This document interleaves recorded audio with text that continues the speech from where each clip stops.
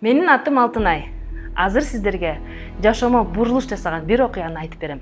7 жыл мурда Токтогул КЭСинин көмөк чордоонундагы реконструкция долбооруна жетекчи болуп дайындалдым. Ошентип, 29 жашымда өлкөдөгү эң ири долбоордун биринде 300 адамды башкарып калдым. Кол алдымда иштегендердин басымдуусу эркектер. Ошондо аял лидер болгонуна айрым эркектер көнө электигин жон тери менен сездим. Кээде чогулуштарда сен аялсың, ошон үчүн унчукпай эле кой деген көз караштарды байкачумун. Ага чейин аялдар жетекчилик кызматтарында иштеген эмес экен. Ошондо энергетикада аялдардын салмагын сездирүү керек экенин ой келди.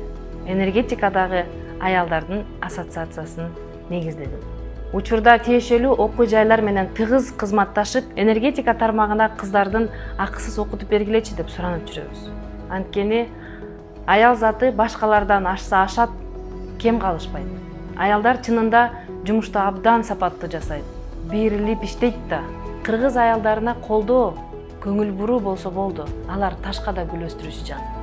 Энергетика тармагы десе кыздар, мен электр мамыларына чыгамбы деген сыяктуу суроолор болушу мүмкүн. Чынында бул тармактагы жумуш башка жайларда эле маалыматтарды талдайбыз, жабдууларды текшеребиз.